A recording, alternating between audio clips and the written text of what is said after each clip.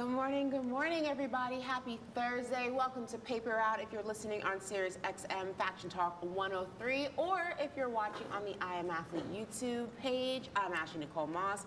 This is Brandon Marshall. This is Brandon Flowers. Let's dive right into it. We have a really cool show today. So around the league, headlines, what do you got for us, B-Fluff? Brady blasts NFL officiating. It's not what you think a typical quarterback would be angry about, so can't wait to see what he dive into. Look, y'all know sometimes I'm long-winded. I can't wait to dive into this Odell Beckham Jr. and Simmons fight or scuffle, whatever you want to call it. But I think the conversation's bigger than that. You know, I can see the NFL sending out a memo and maybe going around and talking to the teams, because there's a lot of beef in the NFL right now, which is crazy. I don't know if this existed or if it was like this when we played. There was beef. It was fun beef more than anything. This is different, bro. Yeah. They fighting after the game, OBJ. And then look at this dude. It's not even fair. Look how big he is. Unbelievable. So I can't wait to talk about that. And unfortunately, James Harden is still in the headlines, and that's my headline of the day because he has not reported to any of the 76ers preseason games. He did make an appearance at training camp, but didn't do much of anything. He is still 10 toes down and wanting to be traded to the Clippers. Has some information on what that trade is looking like, and it's looking like the Clippers are not taking that bait. So, James, darling, we got 6 days left of the season. I'm gonna need you to figure it out, but we'll get into that. But Brandon mentioned the fight with Odell Beckham, so we're gonna dive into that first. All right, so interesting story from the NFL on Sunday. Jeffrey Simmons and Odell Beckham got into it on the field during their game in London. And that all started when Odell Beckham thought Simmons was going after his rookie Zay Flowers. Now, he actually thought that he was going for his knees during a tackle, and that's not cool. So Odell appeared to let Simmons know after the questionable hit, and then Simmons shoved Odell to the ground. This is what Ravens star Marlon Humphrey had to say about what happened after the game. Listen to this. Do we have that? Do we have that clip? He said, look, I don't know what happened. All I know is Odell had his mask. Somebody screaming, help, help, help. Didn't he say something like that? He said, so it's like security, security. We don't have the clip. So we don't have the clip, but we can move. Huh? Oh, so we do have the clip. So we have the clip of, this is what Marlon Humphrey had to say regarding the incident. Rodney. Starts yelling. Rodney's our security's name. And I'm like, anytime you start yelling security, like, Rodney, like freaking out. I turn around, Odell and Jeffrey are like fighting. No way. Bro, I'm pretty sure Odell's grabbing his face mask, like they had to get separated and everything. I don't know how this has not hit like the media. Crazy. All right, so now we also have the video of the incident where Odell appears to knee Simmons after a questionable hit on Zay Flowers, after the questionable hit in question on Zay Flowers. And Simmons then shoves Odell to the ground. So we have that entire video of the incident so that we can go ahead and dissect that on who was right and who was wrong. We don't have the video. We do not have the video. Okay, we'll keep moving. Okay, it is on the rundown, but I digress. Okay, whatever. Sorry about that, guys. It is Thursday. Hump day was yesterday. We're getting on track right now. Let's just dive into the discussion. Look, B, Ashley, you talked about questionable. It's not questionable at all. I actually, when I first saw this, I was like, what? Odell's fighting who? And then I had to look it up, and then I saw Big Boy. I'm like, yo, that's not even fair. What happened? And so I was going to probably come down on Odell, and when I heard a little bit about the storyline, but when you watch the play, it's similar to, it might be worse than Fitz in Pittsburgh, right? Remember the big injury sustained to Chubbs, that big game. And so I thought that was bad. Ryan Clark came out, said that's football, that's football. It's like, no, there's a fraternity, there's a brotherhood. There was two dudes. I felt like there was two dudes on Zay Flowers. How big are you? You mean to tell me you gonna go and take that type of shot? So Odell doing what he did, I actually salute him, and that's exactly what I would want Odell to do for me if I was playing with him. And so I salute Odell. That was a cheap shot, bro. And then go pick on somebody your size. You got to protect your brothers in this league, right? Because if you don't, you would look at them crazy in the locker room like, come on now. You seen old boy how he jumped on me, and I'm surprised it didn't turn out to a bigger brawl, right? Because like you said, the size difference of these guys who's getting into it. But like you mentioned, it's too much of it going on right now. So we go see what the league does. They might try to issue a couple fines here or there just to, calm this down. Hold on, what you mean? You know they gonna do it, bro. Like, this is the shield. They always talk about protecting the shield.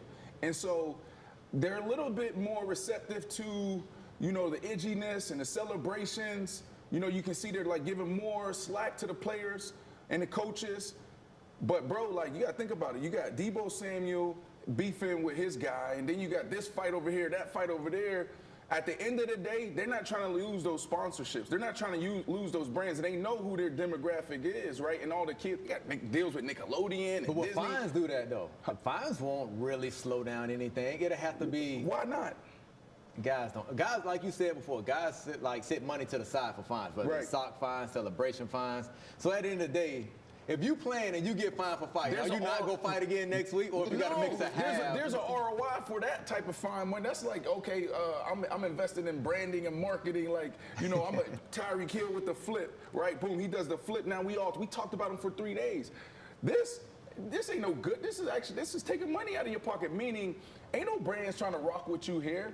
No, but for Odell though, I respect it. So but the Simmons and all the other stuff, man, I see the NFL coming down and like. So we see fights happen in the game often, and when I say fights, I mean like little scuffles, little shove-in matches. But how often do post-fight games actually happen, and how severe are those fights? Like how bigger of a deal is a post-game fight than an in-game fight? Yep. Those are the ones you don't hear about. I've seen a couple from time to time, Right. but that was before social media. That's like when both teams keep it in their circles. So it has happened, but the NFL did a great job, and players did a great job of keeping it there. If it happened outside the locker room, somebody waiting for you before you go to see your family, there's too many cameras that can come out now. Right. So I don't think it can get how it was when we played because it's too much footage and video would go out. It could, but it would just kind of be. That's what would put a little stench on the NFL. If they fighting after the game, then it's not looking too good. But even during the game, when Cortland Finnegan and Andre Johnson fought, like it was like, but you it's not supposed to happen, but I like it. Yeah, but you rarely see that in football, bro. Like, we get edgy and we push it to the limits. But like we can't even name the Cortland Finnegan Andre Johnson fight 5 times, like in different scenarios. Yeah. Like, you really can't. It's not hockey. You know what I mean? And then for this to happen after, it's bad, but like I can get it, I understand it. Like, you gotta think about it. How are we asking our guys to do what we do on the field? We talk about running 20-something miles per hour. This dude's 300-something pounds, and we gotta take each other's heads off. And then when we get to the sideline, or 10 seconds, 10 minutes after the game, you expect me to be the coolest, the calmest citizen? We're expecting too much. We are expecting too much, but you know what I'm saying? It's going too far, and they know how to course correct. So right? what about it you feel is going too far though? I saw some more of the beef between Deebo Samuel and what's his name again?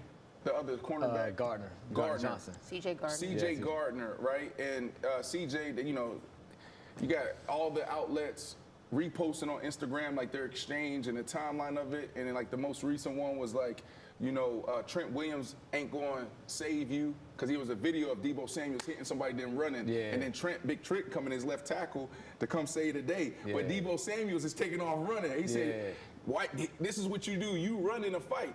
Trent ain't going to save you when you see me on or off the field. We talked about this, B. Yeah. So they in Vegas for the for Super Bowl. We all gonna be there. We at the Pepsi party. We at the ESPN party. We at the Fanatics party. They run into each other. What's gonna happen? Yeah, off the field too far. I just don't think if it's in between the lines, I feel like anything goes. That's how I feel. Yeah. I don't mind going back and forth because that's a lot of testosterone that's on the field. You know how it is. Even when you in camp and you scrimmaging the other team before the season started in the preseason, it's always a fight because when you put that many grown men in that close vicinity and you hitting each other. Somebody might hate that you hit them too hard, or you be like, yo, you could have took a little bit of it off. I feel like that's going to happen. So in between the lines, I don't have a problem with it whatsoever. But like you said, once it goes out after those lines, that's when we got to chill out. Right. Yeah. Well, I mean, on the topic of Odell, it's great that he defended his rook. You'd love to see that. You'd love to go ahead and, well, you know what, before I dive into that, worst fight you've ever been in? While you were a in the player. game?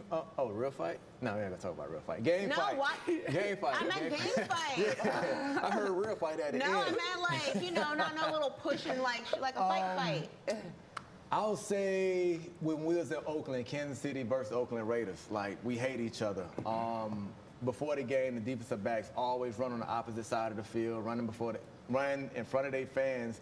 They was doing drills, warming up. We ran in between their drills. Somebody bumped somebody. So it's just the DBs doing the running. So Like bumped? Yeah, like bump. Like don't run through our drill. So we're like, hey, hold on. So my boy took a swing. All the DBs turned around. I looked on the other side of the field. You see Dwayne Bowe and the whole offense running on this side. So it was a whole brawl before the game when we played the Oakland Raiders, and it didn't make television. Like, really? It was an all-out brawl before the game, but it didn't make television. That's what I'm saying. The NFL know they brand. They say, yo, cut cameras. Don't put that out there.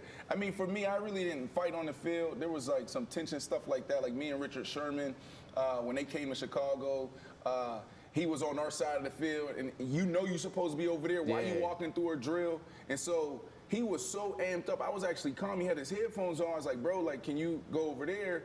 And, you know, he, like, took off his headphones real aggressive. I was like, yo, like, we doing our pat and go over here. And he, like, I said, get your ass over there. And then it was boom. And then Pete Carroll had to separate us, and it made for an amazing game. And there was other moments. Joey Porter, Vontaze Burfict was another one. I feel like Vontaze was probably the dirtiest player in the NFL, maybe ever. It was like hits like this that I didn't appreciate, and things that he was saying, but it never like got to blows like that. But you know, there was once that I got in a fight in practice. That happened. Yeah, that happened. Supposed to happen. That happened. That happened. Okay, well, before we dive into this next part, B-Flow, the chat has voted you best dressed today. Congratulations. I appreciate that. Usually they be outdoing me. They be color coordinated. They leave me out of everything. Do you want to give a speech and say, you know, thank you for being your best dressed? Who shouted me out? Whoever shouted me out, y'all got great taste. You feel me? I thought about you when I came out this morning and I put this on, so shout out. It's so funny because when we was doing the last couple of minutes, I was looking at that shirt. I was like, yo, that shirt's dope. What is that shirt? Gallery Depot. But Ash asked me who it was, and I couldn't give her an answer. Let me see, pull it up a little bit. That's fire, bro. Whoever it is. Yes, I'm rocking with it. Oh, you got the Gallery Depot pants, too. A little something. Ain't too much, just a little something. That's dope. That's fire.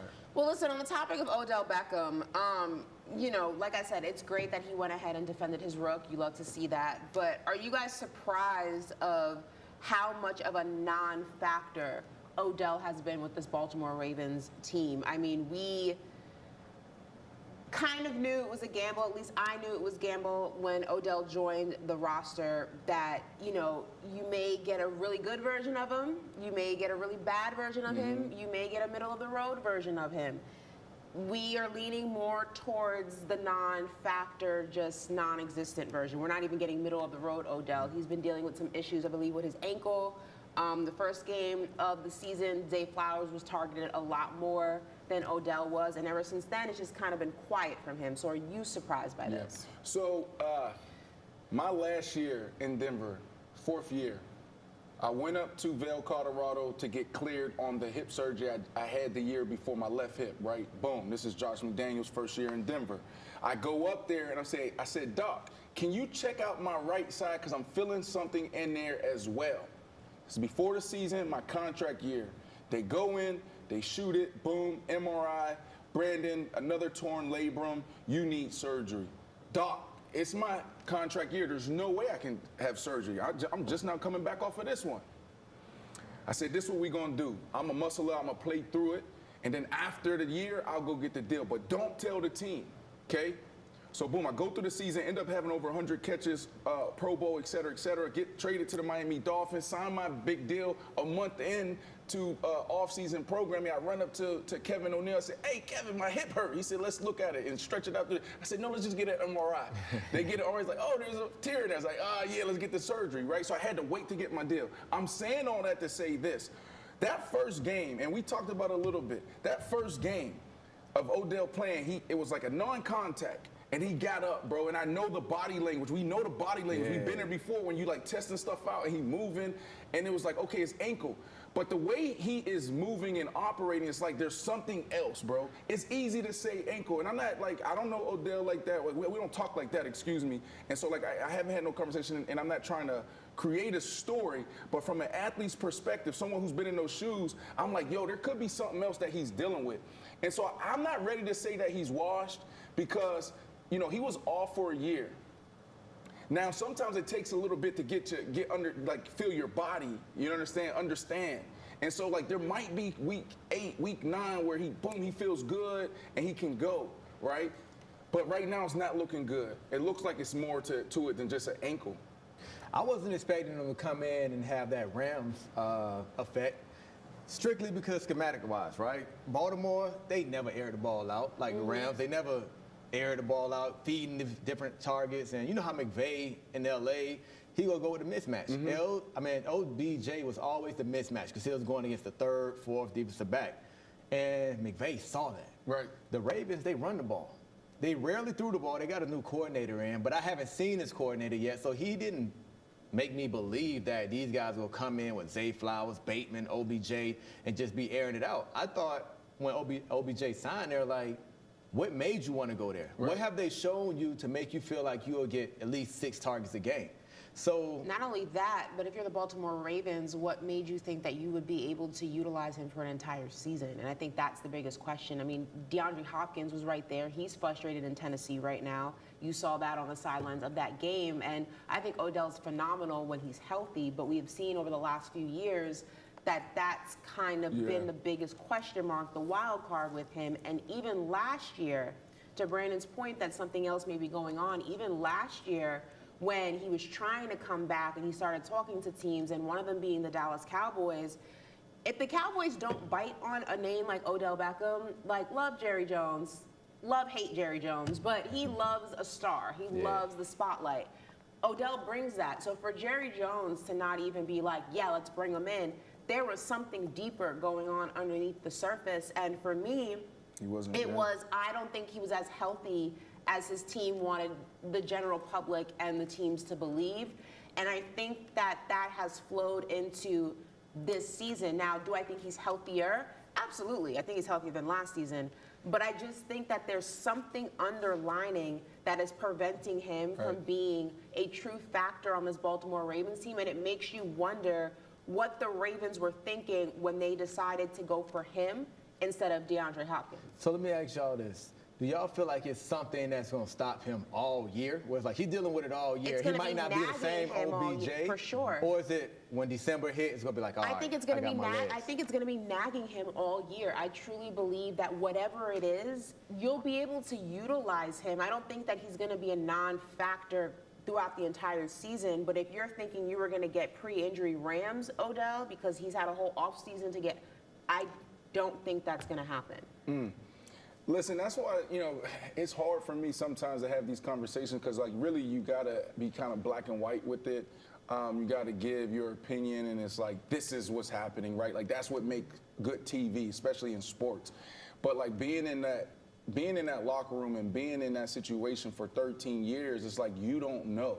Like, is it the ankle or is it the ankle and something else? We've seen guys come off of injuries and it take them, a half a year or even more to get their legs underneath them, right? Yeah. Like still figuring out like how to decel, how to get it. Because what's happening is And this is D Wade and Tim Grover. There's a book called Relentless, and he talks about like training all these athletes, Kobe Bryant, Michael Jordans of the world. All these guys deal with injuries, and what people think is let me get back to 100%. Yeah. No, it's not get back to 100%. It's like no, this is how your body, the anatomy is now. How do you play into that compensation? You now on the right side, you used to put your left foot up, but you can't really push off on that. So now you got to put your other foot up, and so I'm saying a lot. And I might be losing people, but like Odell might be dealing with that. It's like, all right, how do I play with this? Derrick Rose just came out and talked about it. He said it took me years after that first surgery, to figure out my body again and my new game. Yeah. He said it took him 3 years to figure out his new game. Right. It's like you I couldn't bend my knee, your... and I was a cornerback, like thinking, even during the game, like, all right, if they run this, how am I gonna get to this out route because I can't press off my right leg? Like, how am I gonna flip my hips? So people, like you said, people don't think about that when it comes to an athlete performing as well. So you made a great point. When did you have that knee surgery? I didn't have, this is the thing. This was the most frustrating thing. It was year 4, I think, when I messed up my knee in the league, and they kept saying they can't find any ligament damage done or nothing. But I'll literally be running, and it just give out, boom. I'll be backpedaling, and it'll give out. So I always played the game from year 4 until when I retired, just trying not to plant off my right leg. So I had to learn how to play without bending my knee like a certain way and planting off my right knee. It's crazy. And so that's a prime example, and it captures like what I was trying to say. Is like, man, you know, it sucks. It's 10 years in, and you know, you never know what these guys are dealing with and how they got what they're playing through. And so, you know, Odell, he's sitting on year 10, 540 catches, 7,500 yards, 56 touchdowns. That ain't top 40, 50 maybe. Maybe it's top 40, 50, I don't know. But when he started, remember, he had the hottest start. Yeah. Through the first 3 years, him and Jarvis Landry before any other receiver. There was Randy Moss, then there was Odell Beckham Jr. and Jarvis Landry, now Justin Jefferson, right? So it's like, damn, man, like that, what if? Like this dude was the greatest, he's the greatest athlete that ever been around. Like practicing with him, going to see him, like train, unbelievable. I saw this dude, and it wasn't even football stuff. He was doing pull-ups way up here, doing pull-ups. He dropped, let himself go, and landed into like a one-hand push-up. I said, this dude's freakish. So. Well, listen, Odell's far from finished. He's just going to be a little bit different. Yeah. So we're going to dive into some quick reads. But first and foremost, I got to shout out the WNBA world champions. The Las Vegas Aces two-peated last night after taking down my Liberty in an absolute thriller. The game was fantastic. If you didn't watch it, you missed out. It came down to the wire. The Liberty had a chance to tie the series, but a last bad possession sealed the deal for the Aces. Asia Wilson named Finals MVP, so congratulations to the two-time world champions, the two-peating world champions. Just an absolutely phenomenal series, an absolutely phenomenal WNBA playoff across the board. Did you guys have a chance to check it out? Yeah, I checked it out. I'm a fan of Asia Wilson. Yeah, she's amazing. She's like a Bron almost because it's like yeah, she's she can score, she big. They got to put their big on her. It's just like it's weird the matchup she creates. She's been on the offense and defensive end. So. And it definitely did not help the fact that Breonna Stewart did not have a good game, and she was recently named the league MVP. And Asia Wilson, just like Michael Jordan, took that personally. So congratulations to the Aces, Coach Becky, everybody involved, an absolutely incredible organization. Candace Parker now is the first WNBA player to win 3 rings with 3 different teams. So GOAT solidified. I'm sad it couldn't be my Liberty, but if I had to lose to a team, I would like for it to have been the Aces and Asia Wilson. So congratulations. Diving back into some football real quick, McVay said he won't miss work for his firstborn. Yes, you heard that correctly. Rams head coach Sean McVay and his wife are expecting their first baby, a baby boy to be exact. But even if the baby is on the way on game day, McVay said he will be on the sidelines anyway. Listen to this. My wife's doing great. I think there was a lot made about me missing a game. I'm not going to miss a game. My son knows better than to come during a game.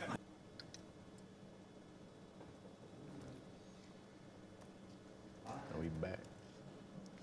We're back. Okay, that was a quick clip. There we go. So listen, I don't have any kids, but I can tell you that if I was expecting a baby with a Sean McVay or a coach or a player or whatever the case may be, and my water breaks the day of a game, Yas better be in the hospital, not on the field, or we're going to have a serious problem. What? Well, Yeah.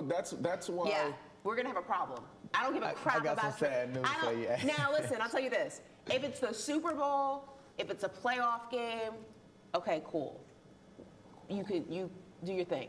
But a regular season game, your ass better be in the See, hospital. that's why a lot of our coaches and a lot of our players have so many problems, because we get together not understanding the situation, right? Like, it's like, I don't agree with it first. I think this is terrible. Remember a couple years ago, 2 years ago, there was talks about him leaving, going into the booth.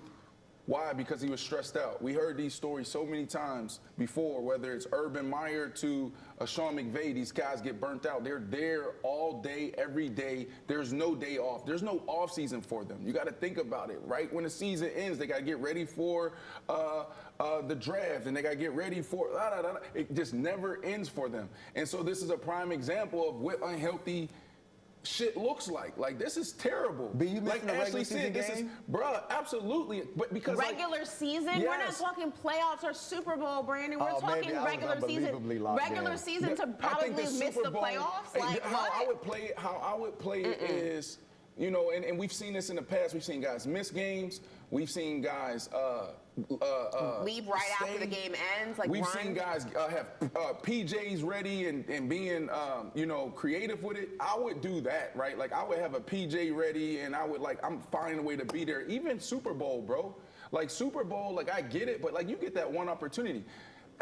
Yeah, this is some deep stuff. Like, he's making a bad mistake. You agree with this for a regular season game? See, Super Bowl, I would agree with you. Playoffs, I would agree with you. But we're talking regular season. I have 2 kids, and I was lucky enough to be there for both of their births. But I just thought that was a thing. If it's not practice, you gotta be there for the game. My thing is Exactly, that's the problem. You are institutionalized. I must be, and I didn't even like football like that, so I didn't even know I was institutionalized. We're literally That's talking crazy. about a week 7 game that, in the grand scheme of things, is not going to make or break this particular team. Let's be honest. You're going to miss that. Let's just say your for water this? broke at 6 that morning, right? Mm-hmm. It's very possible that the baby won't come to 6 that night, and you could play a 1 o'clock game and get to the hospital. You after. want to run that? You want to run that risk? I mean, What if I'm going into labor? What if the baby is coming at halftime?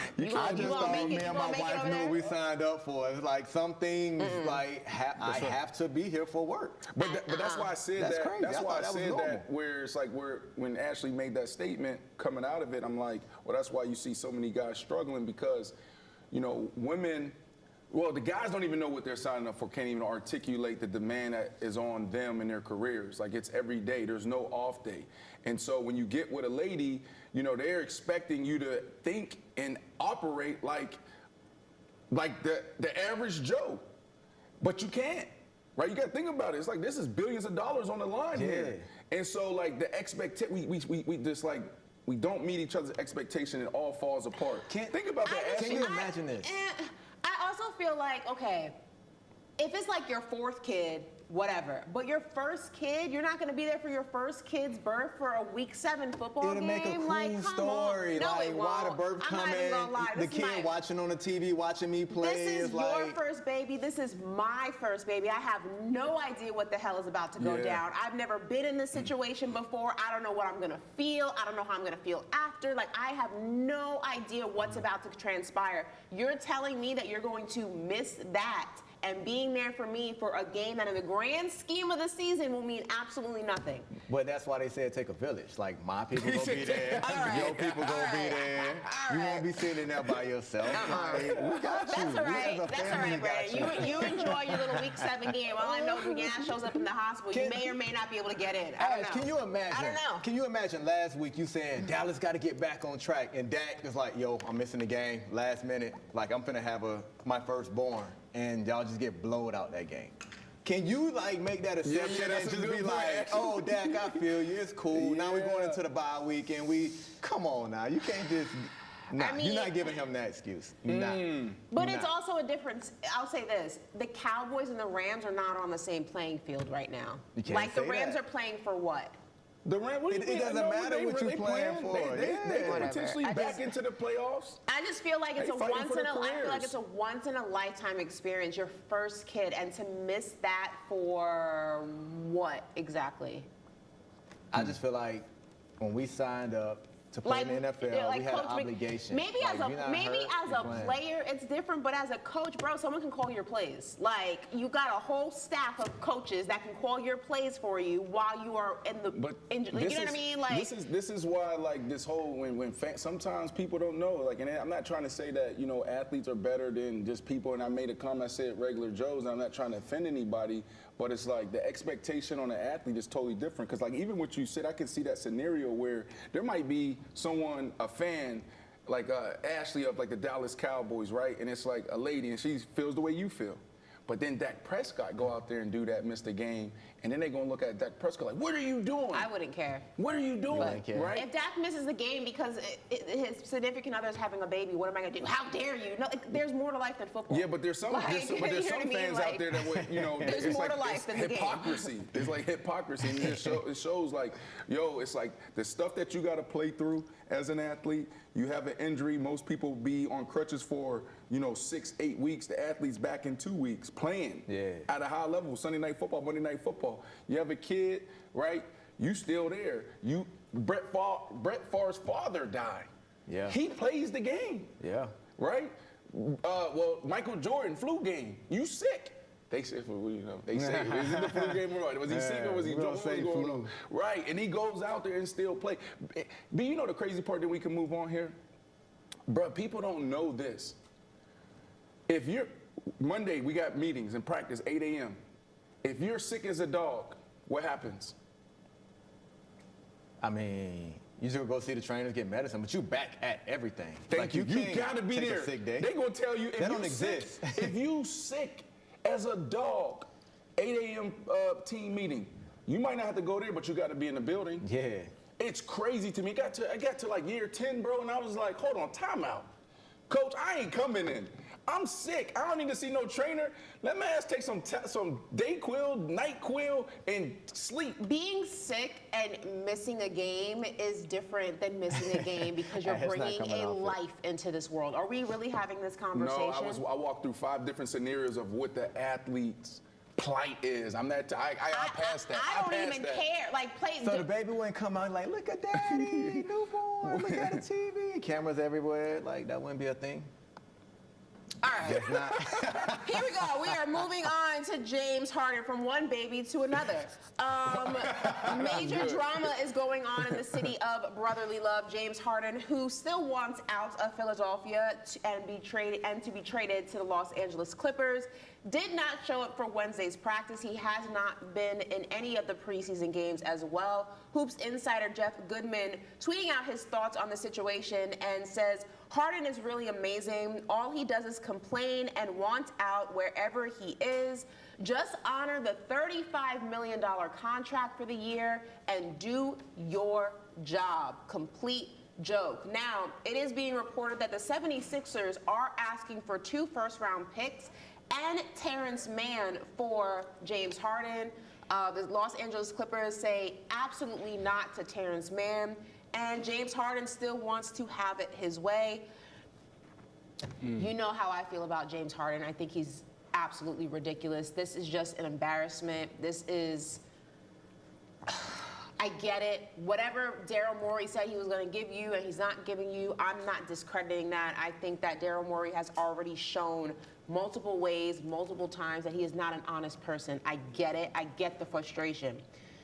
But you also have to look at the cards on the table. Nobody's knocking down the door for you, James. There's a reason for that. Like, it's not a conspiracy theory. Nobody is, like, beating down the door to try to make this trade happen. People are going on with their preseason. Now that that's over, people are getting ready to gear up for the season that starts in a week or less. Like, nobody is knocking down the door for you because of this very reason. You have shown time and time again that you will always put James Harden first, and I get it. when we talk about players and organizations, yes, to a degree you have to put yourself first, because we've seen that players can be traded at a drop of a dime and be traded to places that they don't necessarily want to go. But James, you can't keep running from a situation the minute it doesn't work out. You wanted out of Houston, you got to Brooklyn. The way you got out of Houston, 1 minute you're overweight, then you're in shape. Now you're in Brooklyn, that doesn't work out. Now you want to go to Philly. Now you're in Philly, Philly doesn't work out. Now you want to go to LA. You can't keep running from situations that aren't perfect when a lot of the reasons that they're imperfect is because of you. Like, let's call the spade a spade. A lot of the reason that these situations are not perfect is because James Harden doesn't do his job. Your job in that playoff series when Joel Embiid was out was to show up. Your job was to go ahead and be next man up, to be, you know, the Robin to his Batman, or whatever analogy you want to use. You gave us one good game and you disappeared. And you think that anybody in their right mind would then go ahead and say, let me go ahead and pay this guy. This is a guy I want to pay. And I get it. If you were promised that, you want it. But you also have to look at it as an adult and say, I didn't do my part.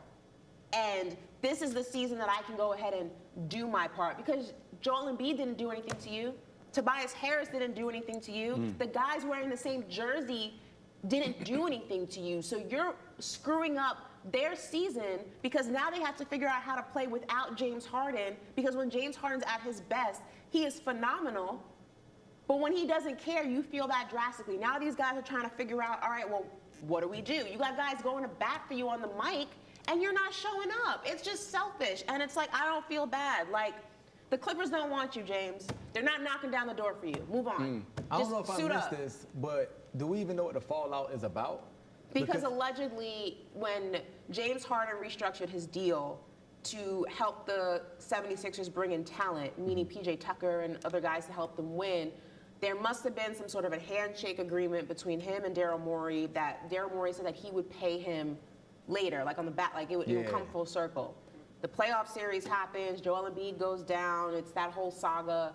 James Harden doesn't get what he was promised verbally, and then goes to China and says Daryl Morey's a liar, and here we are. Oh, I don't know. I kind of feel James Harden on that, because if you're management and you promise me something and I'm restructuring my deal, you got to hold your end to that. Even if you don't hold the end of your deal. It doesn't matter. My play has nothing to do with you telling me if I help the team here, you're going to give this back to me. That So has you think nothing that if I give you a handshake agreement and I say, yeah, we're gonna go ahead and whatever the case, whatever terminology he used or however it was verbalized, and you go in the playoffs and just not show up, not care, you're not present, you don't want to be there, it looks like whatever, you think that that's now I should still hold up my end of the bargain? You didn't hold up your end of the bargain as a player.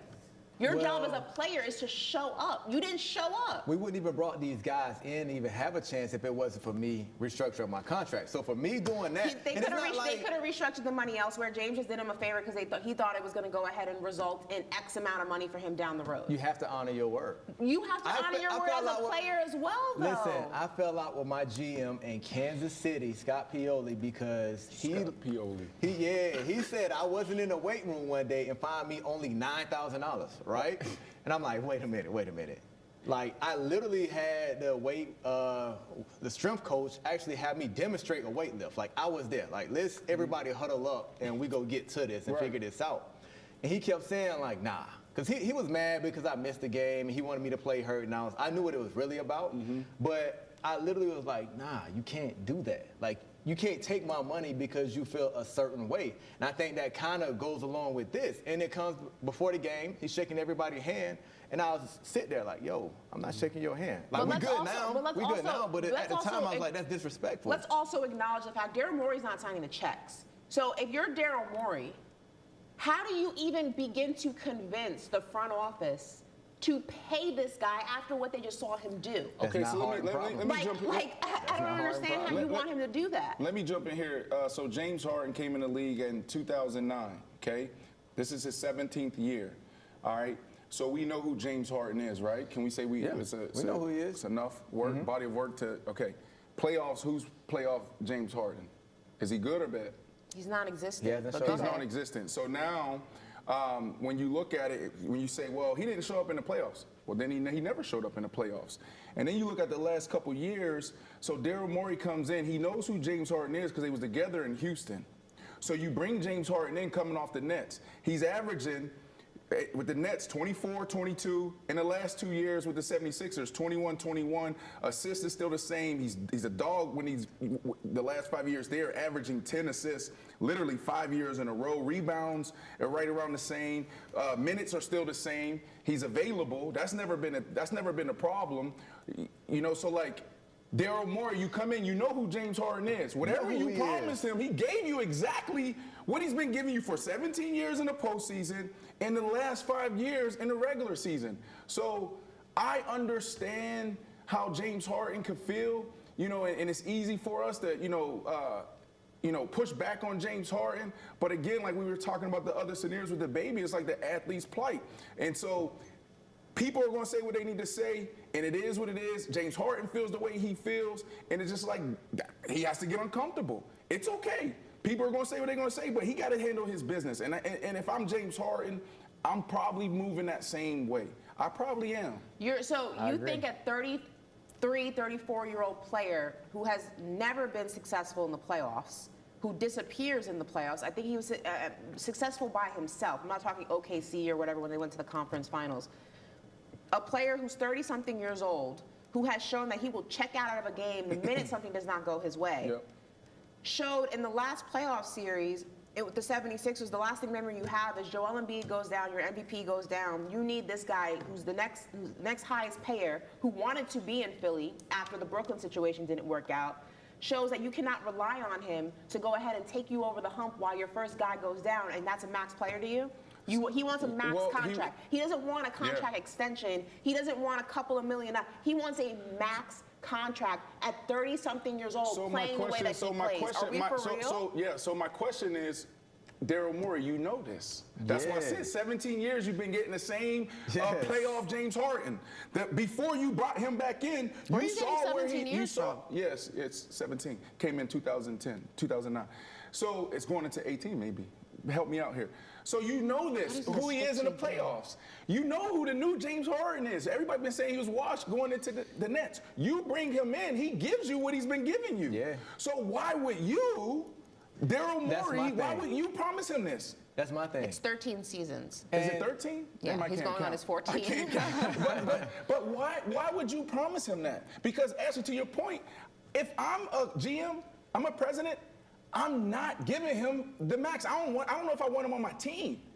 But you said you were going to do this, and you didn't. We don't know if Daryl Morey said. He said it. We don't know if Daryl Morey said he was going to give him a max contract. We don't even know what Daryl Morey told him. All we know is James Harden feels like Daryl Morey is a liar. That we are assuming, and it's probably a very fair assumption that it has to do with money. We know what it is.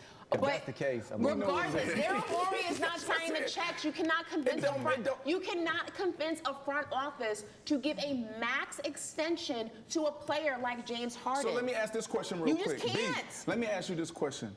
No, sorry. Let me ask, Woo. You ever had a normal job? Where'd you work? First job was Home Goods. Home Goods. This is Woo. One of our producers, I don't even know what the titles of this shit is. So Home Goods, they promise you a raise. They say in 6 months, we're going to give you a raise. You do the same thing you've been doing the last couple years. 6 months hit, they don't give you a raise. What do, Woo? Ask them for a conversation. You ask them for a conversation. You had a conversation, we're not paying you. What you do? I gotta make choices. I probably gotta leave if I need to get that raise. Okay, but it's a little bit different when you work I've been in situations where I've asked for raises and I didn't get them. And you have one or two options. You stay and hope that eventually you get the raise, or you leave. But the difference is James Harden can't leave on his own accord. You have to be traded, and nobody is looking for him.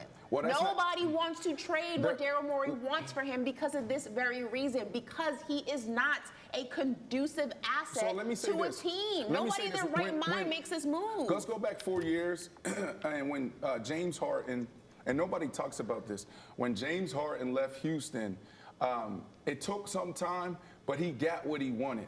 What James Harden wanted was to play with Kyrie Irving and also Kevin Durant. He looked at the Houston Rockets and said, no way I'm letting the Nets give up Kyrie Irving. It didn't take that long, though. He said, no way am I giving up Kyrie Irving. So he did what he did, and he got what he wanted. I say that because there's some information that I do know, just a little bit. If you go back to Houston, James Harden doesn't have an agent. He had to bring people in to help him get out of there, okay? James Harden, the Clippers do want James Harden. They don't want him for what the Philadelphia Okay, Sixers but want they him want for. him though. Okay, I want to be with Idris Elba, but he's married. So, Like, I you know want to what I say, mean? The reason why I say that is because he might not have a huge market, but there's a market for him. And my agent used to always tell me, and this is where I used to get frustrated, I didn't know how to be diplomatic. He was like, bro, all you need is one team. That's one team. So when Josh McDaniels came in that year 4 and the Jets said, I got 50 for you, I'm making $2 million, right? Just hitting my escalator, I just can't coming off making $420,000 a year. Boom, I'm ready to get paid. I'm not playing in this last year. The Jets, they stand up and say, we got a 4-year, $50 million extension. This is gonna make me the highest paid receiver next to Larry Fitzgerald. How you think I feel as a player sitting there knowing that, like, damn, there's what I want over there, and you holding me back, and you got me in a bad position? No, it just doesn't. It never works for a player. Never. I'm texting a player right now. In the league. I said, where you at mentally? 1 to 10, bro. He said, what's good, family man? Not going to lie, about a 6. This shit blows my mind every day. Can't stand coming in this building. You understand? And so, like, I hear all the other stuff, but, like, man, it's tough when you know that there's other things happening and they trying to control it for them, to benefit them. No, James Harden is saying what is best for me. I don't care about Joel Embiid. I don't care about them because 20 years from now, if I'm on my ass, what you gonna do? And it's absolutely amazing to me how you're doing this right now. How you are taking a situation that he has created for himself, not once, not twice, but 3 different teams. You go to 3 different teams and you're the issue, but it's everybody else. The problem is you. Now watch this though. Here's what I've learned over 4 years of, like, you know, being done. I'm going on 5 years being retired, right? And we have almost 90 partners, employees, right? And so there's been some turnover, right? In other positions, not the stuff people see in front of the camera. And what I realize is, like, Brandon, you are the problem with this little group right here. Why? Because they sent their resume to you. And on their resume, it said in the last 5 years, they've been in 4 different places. They're telling you who they are. So Daryl Morey, you know who James Harden is. Before you brought him in and you made that trade, and all he had to do is say, James, whether you like it or not, we're going to restructure your deal. Now, you can get mad and you can, you know, I know that he have to agree. The situation would have been the same. Yeah, he'll have to agree to it, but don't put so much on it because you got to honor your word. I don't care any athlete. I don't care if it's Steph Curry. He would be like, yo, if you promise me this, I got to have this. But the person who's suffering the most is Joel Embiid because when Ben Simmons came in, he thought that was going to be the key piece to get them a chip. Harden came in, he thought that was going to be the key piece to get him a chip. Now, Embiid looking like, yo, none of this might work over here because every time you even bring someone in, it might not work. So Morey got to do something to get Embiid to believe in his franchise again because his deal going to be up. Joel Embiid is winning. When was it? But here's my thing. He's about to be the first athlete to sign a Skechers deal. He's not the first athlete. Julius Randle's on Skechers. No, they said, I read something today. Julius Randle signed to Skechers. He wore them in the preseason game last night. No, it said he's the first person. What I read this morning, signed to Skechers. What I read this morning, it was it wasn't boardroom. I forget what this notification is. They already have 2 athletes on Skechers. It said, here you go. Front Office Sports says this. It says NBA getting creative, Joel Embiid first, fades, Cavs owner, get into this, and then you got women's, you got conversation editors. I read something this morning where it said Joel Embiid becomes the first NBA player in the basketball division of Skechers. I don't know how that'd be possible because Julius Randle signed to Skechers and was wearing Skechers last night That's in his what I read preseason this morning. That's why I brought it up. So, but hey, listen, it's no big deal. Regardless, just to put close this conversation, a button on this conversation, I just feel like he goes to the Clippers, and then what? Let's just hypothetically play this. The Clippers don't work out, then he wants to go to Miami. Like, it's never enough for him. At some point, and I hear what you guys are saying, if you promise somebody something, whatever, I'm not disagreeing with that. But at some point, it has to be enough. Like, you have to realize you're not doing your part. You didn't do your part in Brooklyn. Towards the end in Houston, you wanted to be in the clubs and come to practice when you felt like it or not come at all. Then Philadelphia doesn't work, and now you want out of Philly. And I know the Daryl Morey situation, and I'm not giving Daryl Morey grace because I think he's a liar. But James Harden holds a lot of this responsibility. You want to be treated like LeBron James, but you don't have LeBron James results. You don't have a championship. You don't have a successful playoff record. You gave me 8 points in a closeout game, but you move in like you Michael Jordan. Like, I'm over him. It's like, stop. Like, stay where you are, do the work, and then you don't even know. Maybe midway through the season, they trade you. Maybe your stock goes up, and now you have more teams knocking on the door that makes things interesting. You're shooting yourself in the foot, and to be honest, a lot of this is his fault. A lot of it's his fault, and that's really what it comes down to. So that's kind of how I feel. We're gonna see. What you saying? Season started 6 days. It's getting messy. It's getting messy. All right, guys. So we are gonna go ahead and take a little break, just a tiny one, and we will be right back after this. So don't go anywhere. Nice. So when I first got in the league, when I was in Denver, we had all these. DJ Williams used to be on the show. He was the one passing around the Vialis. Cialis and the Cialis. That's different. Whatever it's called. No, Cialis, Vialis. But we wasn't doing Viagra. So what happens is they was passing them out before the game. We was taking them because when it thins out your blood, energy, and you go longer. I'm not talking about Cialis, and I'm talking about actual surgery. Oh, what you saying? Yeah, like enlargement. Yeah, surgery. that's what I'm talking about, enlargement. People be really People doing be that. doing that? Yes. I don't know nothing about that. No, see, y'all, listen. Y'all talking about something that's gonna keep it right for 36 hours. Yeah. Nah, his motherfucker taking that shit, they can be that way forever. Oh my God. In the league? That's how you get suspended. NBA? That's how you get suspended. People do that in the NBA? Y'all 6'7", 6'8", I thought like. What does that have to do with anything? Is that a pause? That's a major pause.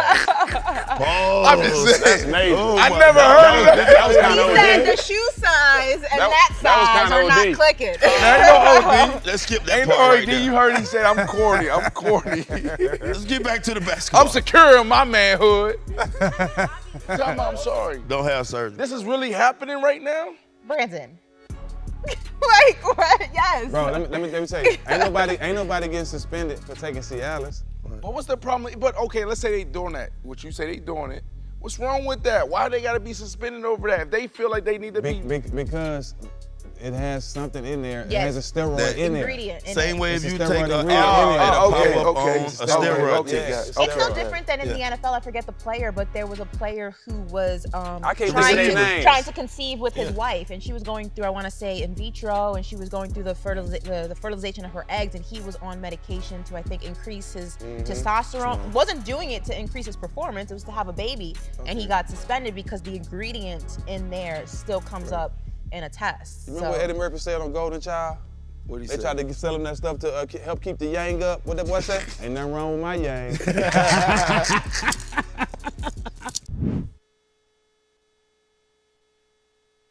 Are you the best defensive player, or are you the best player to ever play football? I'm not saying I'm the best player to ever play football. What about But defense?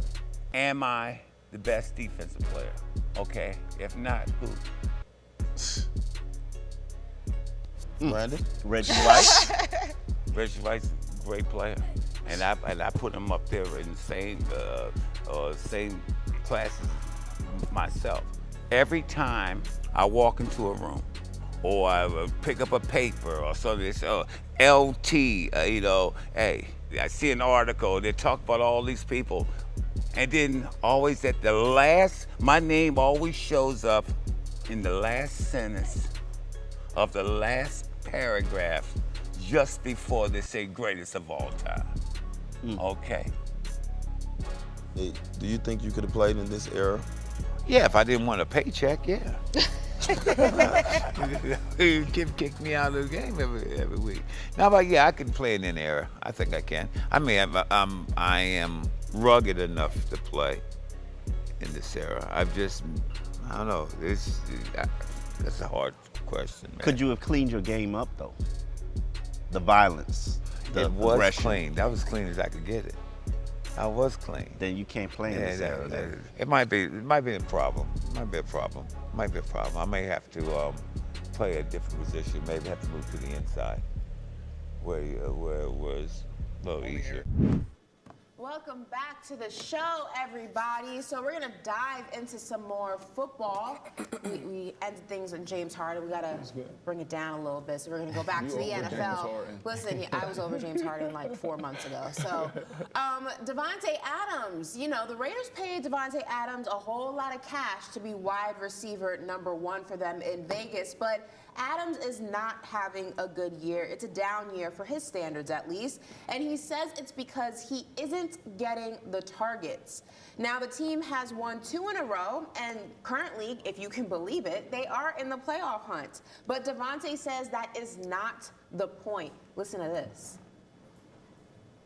I mean, it's a work in progress. Obviously, we're going to continue to work through it. But, I mean, I'm a human being, and I have extremely high standards for myself and this offense. So, to me, it's not just about, you know, I'm sure people thinking like, you know, well, they won the game, they won the Packers game, you know, why is there an issue? I mean, you see why it's an issue. You know, y'all should know who I am, know what I'm about at this point. So it's not about, you know, when you're a player like me, mentally, my benchmark is not wins and losses, it's greatness. So when I go out there, I expect to be able to have that ability to put that on tape and have an influence on the game. And that's, like I say every week, that's my purpose for being here. I'm not here just to hang out and, you know, like I said, come here to hang out with Derek and all of that stuff from last year. Came here to win. He says it's a work in progress. I came here to win. Brandon, you're a receiver, fellow receiver. Translate what he's saying here. Well, I'm looking at the NFL player receiving stats of 2023, click targets. You have Jamar Chase with the most targets at 73. Puka, our guy Puka, maybe rookie of the year if he keep this up, 70 targets. Stephon Diggs, 66. Michael Pittman Jr. out in Indy at 60. A.J. Brown in Philly at 42. And then at 6, also with 59, well, you have Adam Thielen in Carolina and Davante Adams. So it's not... When you look at it, it can't be that. And when he say like greatness, it's like I want it all. So find a way to get me in position, because sometimes these targets are bad targets, but he wants to win. He wants the big contract, right? He wants the notoriety, and every single game he wants to be on display that I am the best wide receiver in football. The last year and a half since he's been there, we've been talking about Jamar Chase. We've been talking about Justin Jefferson. This is ego, but it's a good ego. This is what drives our greatest athletes to be who they are. Like, I can see him looking at this list and being like, yo, okay, boom. But then if I go to just, you know, yards, I'm sitting at 12. 12? No, I've been top 5 how many years? In every category. So I think when you look at this, and he is, all great players do, they be like, where am I at compared to this guy, to that guy? He's like, yo, they're talking about Tyreek Hill. They're not talking about me. And we losing? Please. But no, go ahead, finish the point. No, I can see the frustration, but there's a lot to this. I can't really explain all of what he's going through, but I just know, like, he's looking at this. He's hearing us say Tyreek Hill, Justin Jefferson, Jamar Chase, and we're not really talking about him. But he's him. But when he was top 5, who was he with? Aaron Rodgers, the NFL MVP, who was feeding him.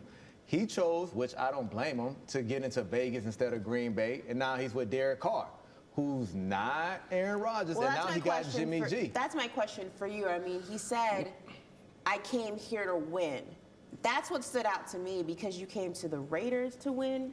Like, no disrespect to Raiders Nation out there, but you left Green Bay, and we understand the circumstances behind it. Aaron Rodgers was taking a long time to kind of make his decision on what he was going to do. Is he going to retire? Is he going to stay in Green Bay? Is he going to leave? Like, So Davante Adams made a choice that benefited him before he made a choice because he had no other choice to make, if that makes sense. So you go to the Raiders, but you went there to win, or did you go there to get paid? You know what I mean? He want to win, but he couldn't have came there to win. You saw Derek Carr. I know they had the college connection, but you saw Derek Carr and you said, "This is my winning quarterback." That's a big deal. And that because if you division look alone. at how they were set up before, sometimes this is the greatness in players. Sometimes they look at the situation and be like, and I agree with you, Ashley, that it's not the ideal situation, but just going into his mindset, me and Derek Carr, our chemistry, friendship, we'll be the ones to get him over the hump, and that didn't happen. So I can see that. But I like what you were saying earlier, though, B. Go ahead. So you're saying something about the quarterback, Derek Carr. You were saying something. Yeah, but then you go to Jimmy G. I'm coming back. Go ahead. Because Aaron Rodgers got a unique way of, he don't care if you blanket it. He go throw it at that low back calf, and he gonna give you an opportunity to make a play on the ball. I mean, Davante Adams, he gets separation here and there, but even when he don't, Aaron Rodgers go feed him, and that's why he was top 5 in everything. Jimmy G, he's not known for throwing the ball downfield and just marching the ball downfield and making all these throws. Derek Carr wasn't that. Derek Carr is streaky. I think he's a solid quarterback, but none of those guys are that guy that he had in Green Bay. And then you add Josh McDaniels to the mix. Okay. I mean, Derek Carr lost that little, bromance they had when they first came in, and Derek Carr didn't even want to be there no more. So I'm wondering, you played for Josh McDaniels, could that be a reason that's frustrating him too? Because he's like, yo, are you even designing plays for me to give me the ball? From an offensive standpoint, Josh McDaniels is top 3 brightest minds I've ever been around. Okay. You have Mike Shanahan, you have him, and I put Fitz up there as well because Fitz is like an OC as well. And so he's like that.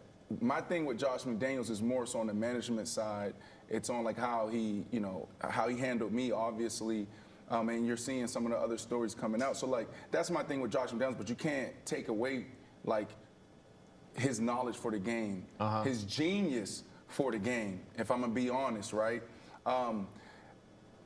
Here's where I'm at, bro. That year you talk about when I was with Josh McDaniels, okay, I started off slow. It was the first 5 weeks he had me, and this is shit that pissed me off. I was already top 5 wide receiver. He comes in and he says, I don't even know if you're that good. You fit my system. You're not starting. It was me, Eddie Roy. Ask Eddie about this stuff. Me, Eddie, Jabbar Gaffney, and a couple other receivers. We were rotating. Eddie Roy the year before had 91 catches. Yeah. I remember when he did the Hall on Monday Night Football to open it up. Yeah. What are we talking about? You gonna put Eddie Roy on the bench? Do you not watch the film? I just had 104 that year. Yeah. Tony Sheffield had 60. Brandon Stokely had boom.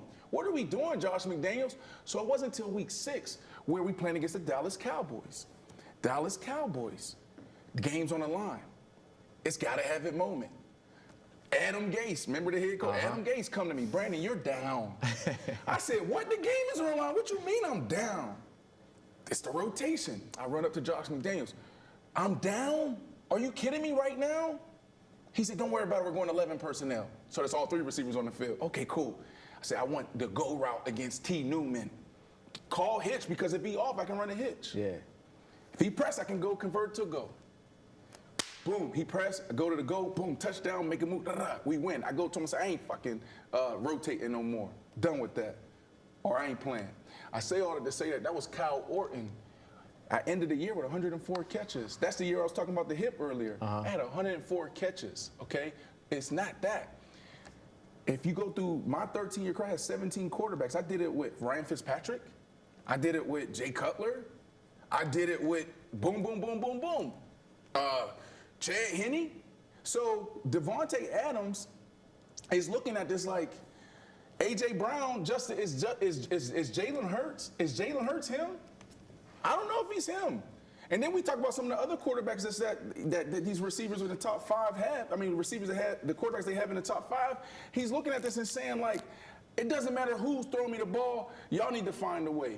So his thing is he shouldn't be in the top 10. He should be in the top 5 with targets. No, he's in top. Well, he's 6 with targets. He's 6 with targets. What he is saying is, because There's so much to it. Some of these targets are terrible. Some of it, we're looking at certain situations where it's like they might call a play or might call have a game plan where it's not putting him in position to be great. Meaning like, I'm one-on-one over here, and you're saying the read takes you over there. No, I'm one-on-one. I don't care what we got to do. Just throw me the ball. I'll put us in position to win. So it's very complex. He's frustrated because he's losing. He's frustrated because he's not being discussed. He's not in top, not even discussed, because I don't want to say that just like, that's not even the type of dude he is. But he knows he's top 5. He's the best receiver in the league. Well, last point on this, I mean, something that stood out was he said greatness over wins. Now, if you're the Raiders, if you're a Raiders fan, you don't give a damn about greatness. You want the win, right? So, I mean, dive into that. If you're a Raiders fan, are you trying to hear that? If you're the Raiders organization, are you trying to hear that? You want wins. Wins produce playoffs. Playoffs produce championships. Like, not saying that that's where they are. I'm just saying. Because I'm trying to find a way that I can bring it back and say he didn't mean that, and that's not that bad. But you can never say my performance is over wins. Like, so you saying if we go out there and we win by 14 points and you only got 5 targets and you only got 2 catches, you upset? Like, can we run it again? Like, can we hear it? Like, I heard that, and I was wondering if he was going to bring it back because I was hoping he didn't end it at that. The direct quote was, it's a work in progress. I came here to win. But before that, he said, it's greatness over wins, is what he said. It said that, and is there a quote right there? No, that was the last quote. But, I mean, if we want to go ahead and run it one more time. I mean, it's a work in progress. Obviously, we're going to continue to work through it. But, I mean, I'm a human being, and I have extremely high standards for myself and this offense. So to me, it's not just about, I'm sure people thinking like, well, they won the game, they won the Packers game, why is there an issue? I mean, you see why it's an issue. Y'all should know who I am, know what I'm about at this point. So it's not about, when you're a player like me, mentally, my benchmark is not wins and losses, it's greatness. So when I go out there, I expect to be able to have that ability to put that on tape and have an influence on the game.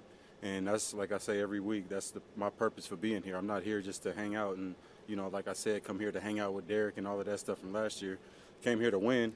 So you heard what he said. He's explaining, we won 2 games or whatever, but the benchmark for myself is high, and it's always greatness over wins. Now that you hear it the second time around, can you excuse it? Can you make sense of it? Like Can you? See, this is wide receiver. Look, being a wide receiver, like he ain't said like that. That's what I heard. He said what he said. I don't know how you can get around it. He's literally saying, I don't care if we won. Like, nah, get me the ball. I care about me being great and going over 100, and I want these catches and targets before anything. But while he was saying that, B. Marshall was like, nah, I get what he's saying. So these wide receivers who's wired completely different than anybody else, I want to hear what B got to say about this. So, first off, I understand that we all walk in a room, something happened, we're going to have 3 different stories. I get it, right? So, yes, we are wired a little differently. What I heard and what I saw was Michael Jordan. I heard Tom Brady. I heard Bill Belichick. I heard Kobe Bryant, Mamba mentality. It's like winning is here. If you really listen, like to what I felt, what he said was, the standard is here. This is greatness. If I'm up here, then this is going to come here. I heard there's more meat on the bones. There's been so many games where, we won. And yes, I might have had a good game or not, but I'm looking at it as like, why did we make it so difficult? Why is it so difficult? We missed this opportunity, that opportunity. Eric Decker over here, cover 0. I'm over here 1-on-1, game on the line. You went here when you were supposed to be here. Why are we making it so difficult? That's what I heard, Ashley and B. I heard that he's here. Okay, greatness. And if y'all get up here with me, then we're going to probably get more wins consistently. You're talking about, I don't know, because you're kind of talking about team greatness. Like, we could have did this better, we could have did this better. The greatness he was referring to was his self-greatness. Yeah. Like, he wasn't speaking about team greatness. He says, I didn't come here to hang out. I didn't come here to hang out with Derek Carr. I have high standards for myself. He wasn't talking team greatness. So, like, for me, I thought the end of the day was, he said, I came here to win. Well, you're winning. No, they're not really winning. Okay, well, you've won 2 games. You're in the playoff hunt, technically, no. right now. They are right now. Mathematically. Mathematically. So isn't that above greatness? Like, what good is having a fantastic game if you lose it? B, this is you get what I'm saying? This is my last thing here, right? Because we are wired differently, and I always say it's so tough, right? Because the way we have to communicate and navigate through these situations is different than almost anybody on the field. Because my livelihood and success is in the hands of the quarterbacks, the offensive line to protect the quarterback and make sure we have time to get open, the head coach, the offensive coordinator calling the plays. There's so many things, that can get in the way. But the quarterback touched the ball every single play. The running back's going to touch it 20, 30 times a game. You as a defensive back, right, like you need coaching, but you can put yourself in position to make a play, right? Yeah. So we have to come out and be A.J. Brown. You got to be C.D. Lamb and say, I'm here, throw me the ball. Because if you're not getting the ball, what they're going to say? Your production's down, we can't pay you. But you're the ones put me in a bad position, right? But he's already got but also from a team perspective, when you're Davante Adams, here's the psyche of a dog, a true #1 receiver. And there's really maybe 10 to 12 wide receivers that I can truly say you're a 1. Just because you the 1 on your team don't make you the guy. Mm-hmm. He is the guy. And when you're the guy, what you're saying is, who's going to put us in a better position to win? Me. I hear me. So that's what I'm hearing him say. Is like, you hear me, but what it really is, it's like, if you put me in position to win, our chances of winning goes up. I'm not discrediting that, but he's not a wide receiver who's trying to go ahead and solidify a contract. He's already gotten paid. You're half a game out of the playoffs right now. As out of control as that is, you actually are half a game out of the playoffs right now. So you've won games, you're in the hunt, your season's not a wash like a lot of people thought it was going to be. Yes, your production may not be Green Bay, but if you came here to win, I feel like winning is 1A and your personal performance is 1B. And I think that's even maybe a little bit more of a gap when you're a receiver like Davante Adams, who's already gotten paid. If this was a contract year for him, if this was a C.D. Lamb situation, I agree with you completely. Like, my personal performance, I want us to win, but I got to ball out because I'm trying to get paid. Davante, you got your contract. Like, you're good. Like, it was just bad timing. He should have saved you're that. You're good. For you don't need to worry about that. At least right now, you're good. Nobody's ever gonna say, "Oh, Davante Adams ain't him." If anything, if he has a down year, you know who they're gonna blame? Jimmy Garoppolo. Like, he's not gonna take the blame. Listen,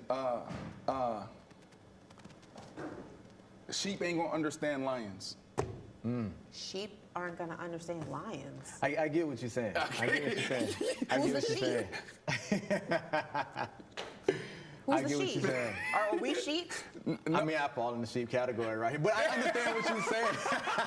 I understand what you're saying, so I'm kind of like in the middle. I'm a crossbreed. Because he's saying he understands, like, in the grand scheme of things, how this sounds and how this looks.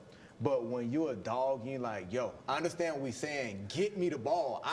Okay, I care about that, but I don't care. Get me the ball. I can get us wins.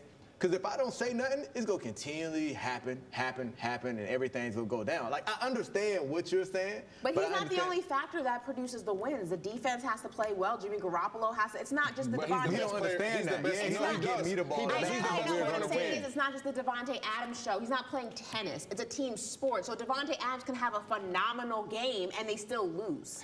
Listen, like I said. Like, you know what I mean? That's my confusion. Is I get the personal performance aspect of it. Michael Jordan walked into practice and beat up his teammate. And there were so many stories that never came out. Because you're not doing this, you're not doing that. General manager, Phil Jackson, all these other players looking at him like, what is this? He's lying. You're not even understanding why he's wired like this. Kobe Bryant wins a game, has a great game, but he's still in the Staples Center till 2 in the morning, still working on a shot that he missed. Yeah. It's just Tom Brady, who we're about to get to, it's just like they're just wired differently. And so the sheep is anybody who don't understand what he's saying is like, he is talking about greatness. He ain't talking about wins. Greatness, there's so much to come to greatness. So I understand it, but I can understand how other people may see that this is a problem. I get it. Weirdly, in the grand scheme of things, I get it. All right, well, from one great player to another, we're going to talk a little bit of Tom Brady, and he's blasting NFL officiating. It's no secret that the physicality in the NFL is definitely taking a dip. It's not nearly what it was back in the Dizzy. And the GOAT recently had some thoughts about this, some comments actually, about the NFL turning too soft. Listen to this. There's so many different violations in football. I would actually like to see less violations called.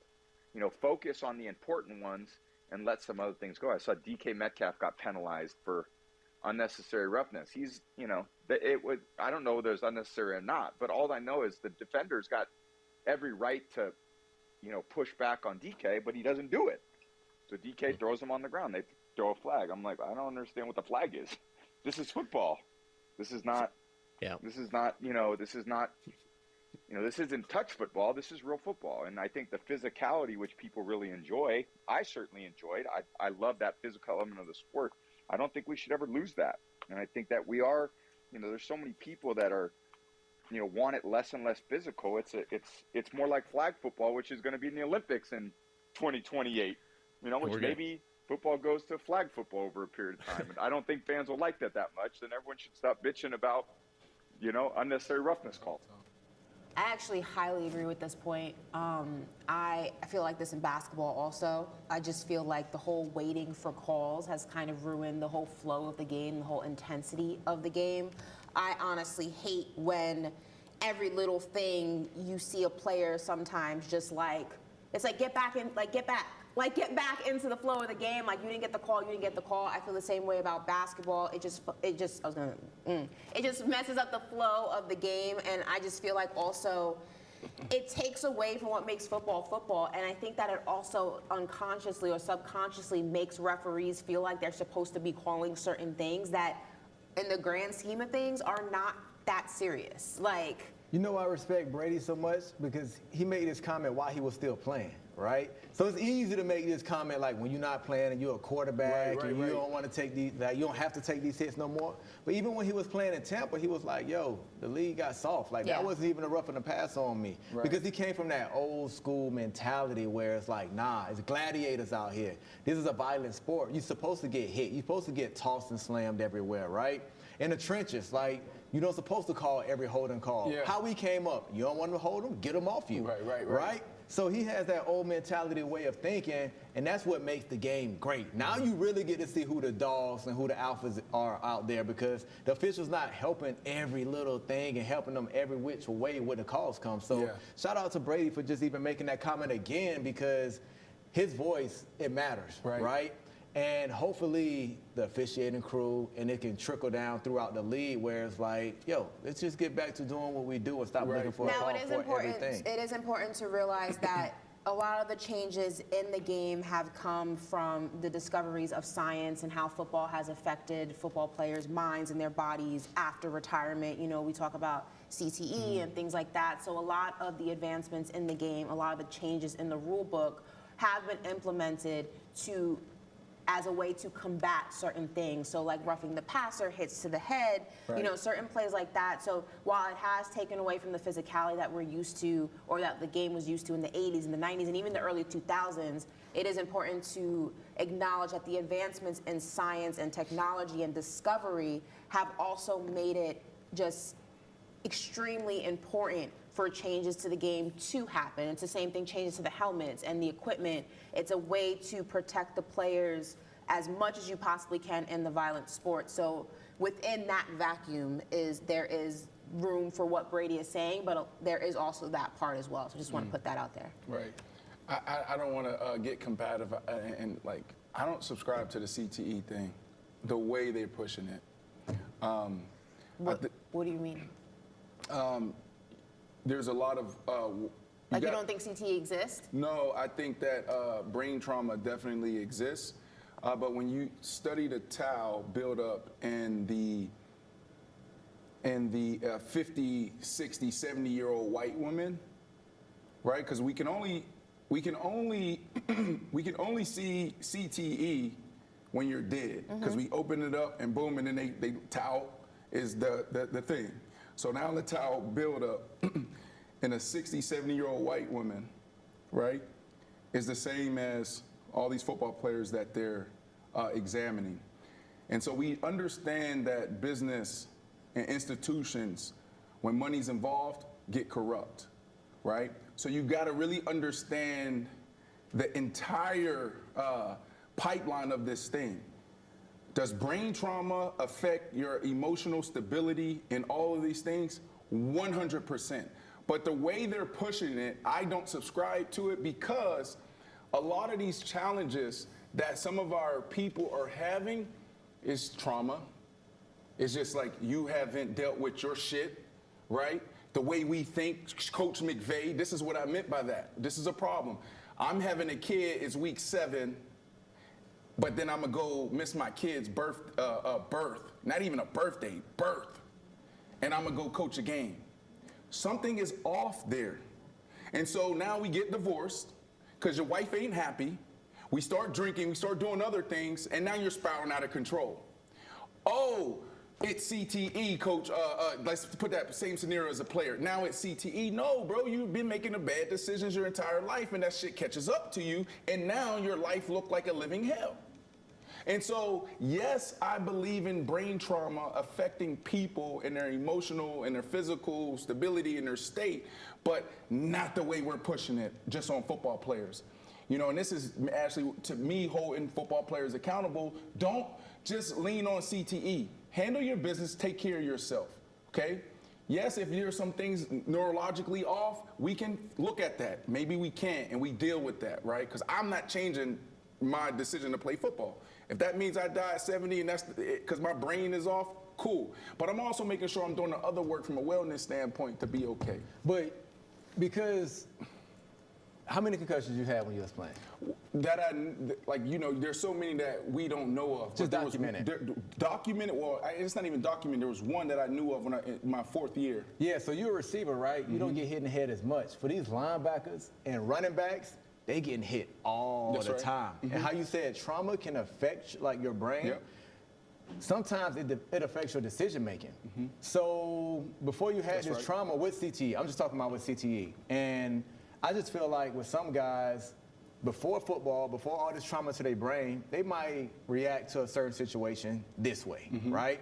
Because they had all that trauma and hits to the head, they're not even knowing that they're reacting this way, right? And it could be so negative, they're not even realizing. And that situation, the way they acted to this one situation, it causes another situation. And then now their life starts to spiral because they just aren't as sharp. And they could be dealing with headaches, brain fogs, all these different things, but they're just not aware. As a guy like yourself, like like something ain't right, I'm going to get checked out, or I'm going to see what can I do to eliminate this problem. That's right. Every guy isn't like that. That's right. And just from the past, I mean, I just been watching the TV and just seeing guys how they act, running into cars, running into trees. But what's the difference? What's the difference between, and this is more so about like how, some of us football players aren't taking responsibility and accountability for our actions, and it's easy for us to say CTE, right? And then also how the media is pushing as well. That same situation, how does that show up in the general population, right? Is there other people running into cars, jumping through windows, et cetera, and why? Is that CTE on them, or is that something else, right? So the reason, I hear what you're saying, and I actually, like, I believe in CTE. I believe in brain trauma and how it could affect you, right? But there's another side to it that's never been told. And basically, over the last 5-6 years, I've been following the development of this documentary that is challenging the doctors and the institutions on why they're saying what they're saying and why are they doing what they're doing. And so it's interesting, and when it finally comes out, hopefully I'm a part of it, but when it finally comes out, I think it's going to create another discussion for us, and it'll be a debate. It'll be a debate, So, I just don't want, like, guys, do the work. It could be both. Do the work. Don't just say this is one thing.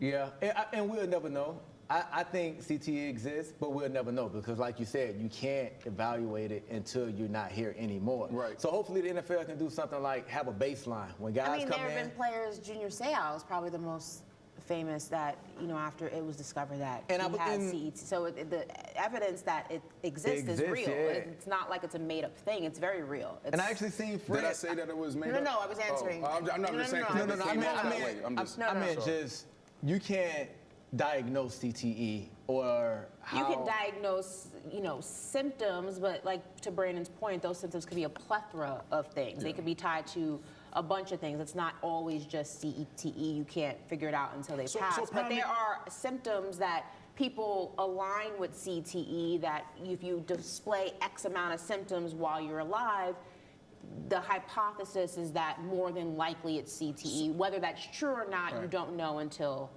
they pass, So I read something this morning. It's so funny when we have these conversations. I can then go back to something I potentially read, you know, the morning of or the day before. There was something that said, it was on Instagram. Trauma doesn't excuse your behavior. It explains your behavior, right? There's different types of trauma, though. Right? You're talking physical or emotional? That's what I'm saying. There's two types of trauma. Yeah, but from a behavior standpoint. Both. But physical, or are you talking physical or emotional? I mean, it could be both, but I'm talking more emotional. More emotional. Why is this person running through a wall or doing this, right? And so, and that's pretty much what I'm saying is there's brain trauma, that's physical, neurological, and then there's trauma, right? Like, why is this person sad? Why is this person isolated? Why is this person screaming, right? You don't excuse that behavior, but that right there can explain it. So, I want our guys to do the work. I think there's things out there that helps with, brain health, working on the plasticity in your brain to just be stronger, whether you're dealing with an ailment or not. But I also want our guys to do the work in dealing with the traumas and their triggers and just the unhealthiness. Like, it's how we think. That's what I was trying to say. It was like, it's too much and it's too deep. But Sean McVay, that's the prime example, bro. Do you think about that? It just rolled out here. Ashley, you and Ashley are married. She has a baby. Y'all first. You go play the game. Now she told you how she's gonna feel. Now we divorced because you pissed me off. But again, go back to like, you know what you signed up for. Don't sign. If you're dating an athlete, you kind of got to know what you signed up for. Our first baby, you would miss and they signing up for some toxic stuff. Now I know. You didn't know I was having a baby? Now we had this discussion, and now you didn't know I was having my baby. I wasn't going to play a game. I thought you said you didn't know, like I was having a baby. No, like, I'm just saying, now that we had this discussion, that's why relationships, communicating is important. Like, if you tell me this 2 months ahead of time, I'm like, hey, yo, coach, wife, you going to be tripping if I don't make this, right? But sure I just thought it was just normal. Nah, maybe, hey, it's I'm not one of those normal. guys. Not over here. At least for baby number one. After that, do what you gotta do. It's all the same after that. But like I said, more so not just because it's the first baby, but also like, as a woman, you don't know what to expect. Yeah. Like, you've never been in that. Think of like your first professional game. Like, it's different from college. Like, you don't know what to do. Like, you don't know how you're gonna feel. Or is it gonna be painful? Are you gonna have an easy pregnancy? Is something gonna go wrong? Like, God forbid something happens, which can happen while you're in labor and you're not there. Like, that's something that would be on your conscience. Like, you don't wanna be in that situation, so whatever. We're gonna go ahead and dive into some football games in this last 15 minutes with a little segment we call Who You Got. All right, so Justin Herbert or Patrick Mahomes? Let's get started with this matchup right here, all right? So Arrowhead battle between the Kansas City Chiefs and the Los Angeles Chargers. Herbert or Mahomes? Who you got? I'm going Mahomes every day of the week. Mahomes is the new Brady. Like, you never bet against Brady. You never bet against Mahomes. So I'm going Mahomes. If Mahomes is the new Brady, then Justin Herbert is the new Phillip Rivers? Could be. I mean, that's right, because Phillip has his years when he make them playoff runs, and then they don't make the. I mean, could be. That's not a Herbert thing, though. That's the problem is Herbert is 27 and 28, and Ashley been saying this for a minute. you know, like this Brandon Staley might be the problem. I believe in the guy being themselves, and like if you want to go for it, and you die on that sword. But like, why is this guy 27, 28? Because he can be, you know, the next Ben Roethlisberger. But you're sitting here at 27 and 28, and for that reason, I'm gonna go with Patrick Mahomes. That's so easy. Like you said, this is Tom Brady. You don't bet against this guy. But Justin Herbert, like in the right situation, who knows what he could be doing. It's weird because, and I'll finish this up right here, the Chargers always have a great squad. It's not like he don't have a defense, he don't have weapons. Keenan Allen knows he always have targets around him that he can deliver to, but for some reason, 27 and 28 with his just ability to throw the ball everywhere on the field, like, why is that? If you look at his numbers and his stats, his numbers is crazy. He's balling. He's balling, but we want to hold all these other quarterbacks, the Daks of the world, and all these other people accountable, but like we're not doing it for him. Like, because at the quarterback position is different. It's about wins and losses. Like, are we getting it done or not? Are the Chargers wasting Justin Herbert's career? I can't say they wasting it because Tom Telesco, the Chargers GM, he's, I think, the best GM in the game.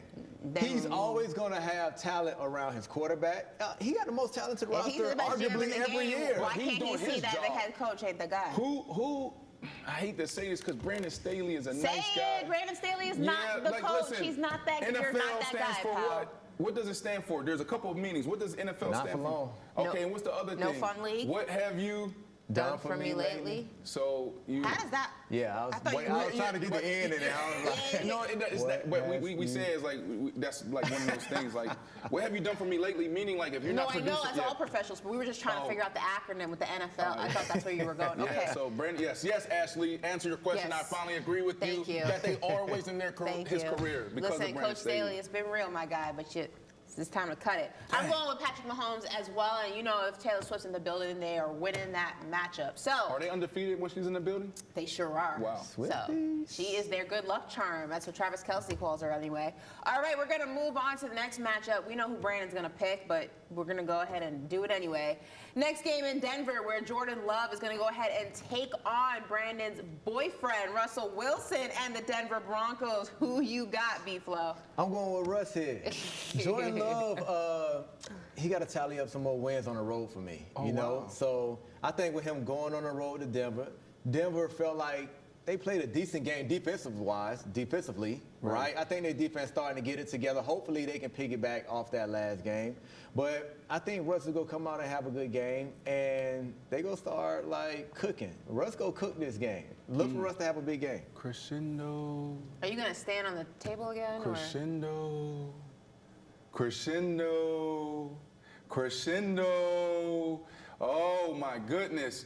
What they're sitting at 1-5, it's over. This is going to be the greatest story that we've seen in a very long time. Mr. Comeback himself. If you can come back from some of these games, can you do it in a season? Let's ride. I'm going with Russell Wilson. Something's happening there. Okay, the defense turns it around against Patrick Mahomes. Look how they made Patrick Mahomes look. How many points did he put up? They played well. Did they win and then that game? Offensively, I am not, listen, I don't know if Coach Sean Payton can do what he did in New Orleans with Drew Brees. I don't know if Russell Wilson's going to have the year he had 5 years ago where he was 40-something, and he was a candidate for the MVP. I don't know. But I can't bet against them two not putting up more than 16 points. They were doing it before this. They were doing it before this. It was the defensive problem. Look at the numbers. Yeah. So I feel this could be a sneaky team that turned it around. Look at their schedule. I mean, the Green Bay Packers, then they back in KC. What's going to happen? KC's there. What's going to happen there? What's going to happen? Minnesota, Cleveland, Houston. Killing me. That's where I'm going with Denver Broncos. And I think this team might be the team that turn it around. Might be the team. Turns what around? Yeah, you go a little bit too far. They gonna win this game. What do you? But Turn what around? Turn what around? Can we go to the next Their season? Actually, what I said I must be done with my heart and my gut. I ain't go with my head. I can't, bro. I'm too loyal, bro. This game. That's my brother, bro. Like, I mean, y'all know what it is, man. Like, come on, dog. Like, turn it around, Russ. Let's go. I can't. Bro, you know how it is when people are talking so bad about you and you like killing with success. You know what I mean? Like you guys are working hard to turn around. So the likelihood of it happening is very slim. But like that's what I'm rooting on, man. It's like that moment for him and so many other people in the league that look at, you know, all the haters and say, can I say it, Ashley? Fuck you. That's what I want. I want Russell to do that. You know, Russell would be like, I would give all praises to my Lord and Savior. No, I want Russ to turn around to look at everybody and say, hey, F you. I should have said it again, but it's uncomfortable. Anyways. All right, moving on. Jared Goff or Lamar Jackson. Now, the Detroit Lions have a tough game, road game in Baltimore against Lamar Jackson and the Baltimore Ravens. Now, the Detroit Lions are absolutely balling out, so they do have a lot of momentum in their favor, but who are you going to go with, Goff or Jackson? I'm going with Goff. Me too. Goff, I'm going with Goff as well. Baltimore hasn't been in sync, man. They have weapons. They have a team. They have players. They have a great culture, but they haven't put it together yet. These boys from Detroit coming in, Goff have a 70% completion rate. Like, it's just, they know who they are, and they playing into their coach's identity. Right. Like, you know who you go get when Detroit come into town. Yeah. So that's why I'm going with Jared Goff. I mean, what is Detroit, the third best team in the league? This is really tough, man. But again, I don't know. I just 5-1, right? Huh? 5-1. Yeah, Yeah, 5-1. they're tough. And one at Kansas City. It's in Baltimore.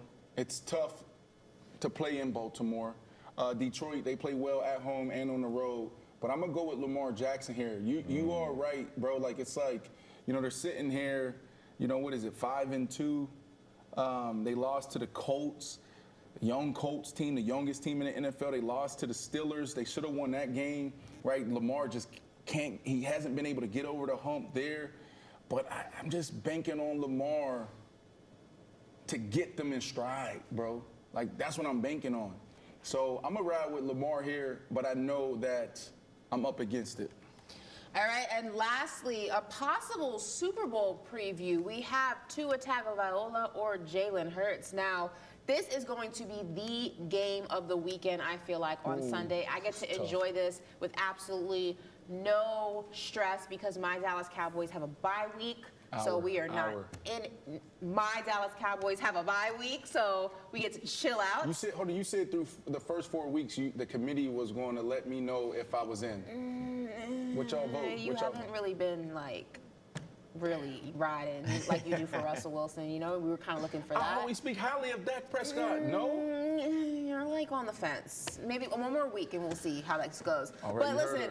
Tua and the 5-1 Dolphins will face Jalen Hurts and the 5-1 Eagles in Philly. That's going to be one hell of a crowd. Philadelphia fans are brutal. Now, you may recall Tua actually replaced Jalen Hurts at Alabama as the starting quarterback in the national championship game and led the Crimson Tide to an overtime win. That was one hell of a game as well. All right, guys, so who do you have, Hurts or Tua? This is tough. This is tough, bro. This is tough.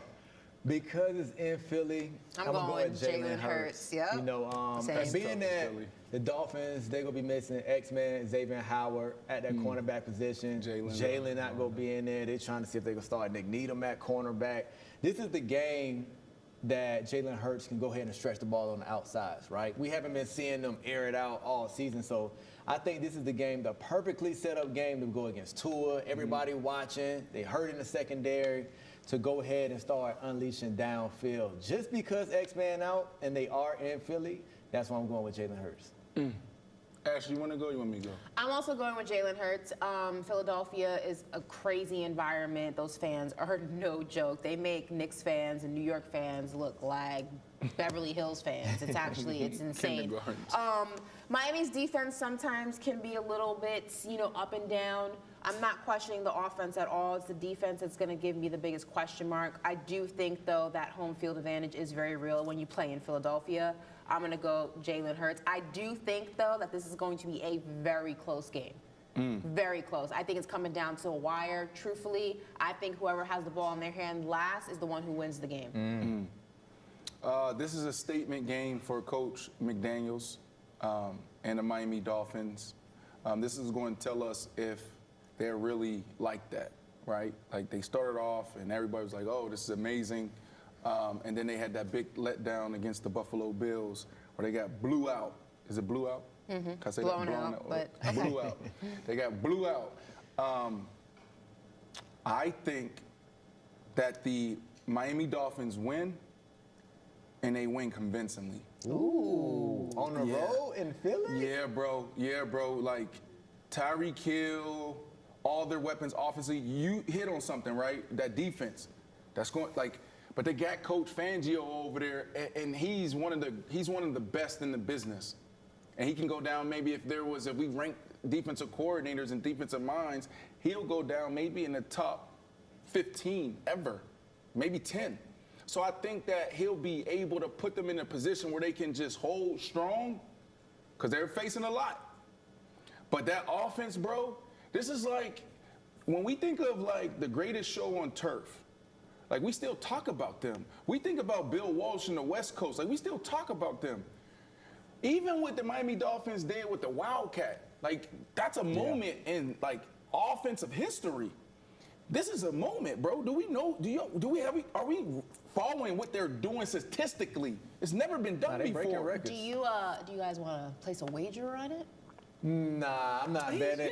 It was an easy bet. It's the Broncos he bet with. You like that was a win. You can't because my heart. Listen, I gotta say this. You can't keep taking the easy bets, bro. I mean, that's I'm a smart cheating. better. That's actually smart. That's no, cheating. my heart is with Tua, but my mind is just with Jalen. So we it's just saying we want to make a bet.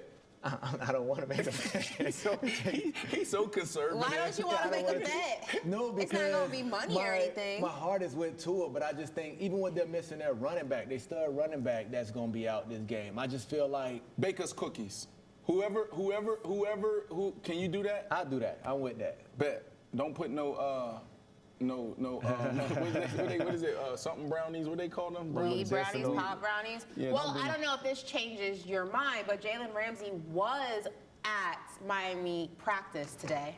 Doing what? Watching? No, he was there working out. He's still coming off injury. He won't be ready for Jalen AJ Ramsey. Brown and Davante Smith on the island. Oh, he mad at that. He going out there thinking about that doctor we had on here. He was so pissed off. Jalen Ramsey is back, and he was back at Miami Dolphins practice, and he was moving. No knee brace present. He was backpedaling, turn, running, and cutting.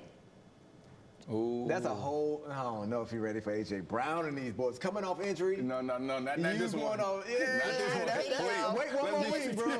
Here's the video for y'all, for people who don't believe. There he goes, there. There's Jalen Ramsey. Little warm up. Little warm up. Little ginger. That ain't nothing though. He ain't do nothing. That's Aaron Rodgers. Like Aaron Rodgers can do that right now. He ain't just saying, he is back. Jalen, so that is a good sign for Miami Dolphins fans because people were thinking it was going to be December. It is only October and right. The proper timeline for Jalen to come back is mid-November. Like comeback week. What, 11, something like that, where you know mentally you got to be right when you come off injury. You don't want to be coming out there just wanting to just be out there. How we talked about earlier, you don't feel like you can make the moves you can make. Right. Yeah, because first impression is everything, too. Mm-hmm. You coming into the Dolphins where they winning. You don't want to be a liability on the field like, nah, Jalen. Well, listen, we have a few minutes left, and we have to go ahead and talk some Thursday Night Football. It's the Jaguars versus the Saints. Now, Trevor Lawrence is questionable for the Jacksonville Jaguars. They will obviously go ahead and face the Saints with Derek Carr. Predictions. I mean, Trevor Lawrence, that's a big question mark for this Jacksonville team, but who do you have? I'm still going Jacksonville. They got a good team. I expect Trevor to play. When a quarterback is questionable, I still expect him to play. If I don't say doubtful, he'll be in there, and they are a good team. Yeah. They're a solid team.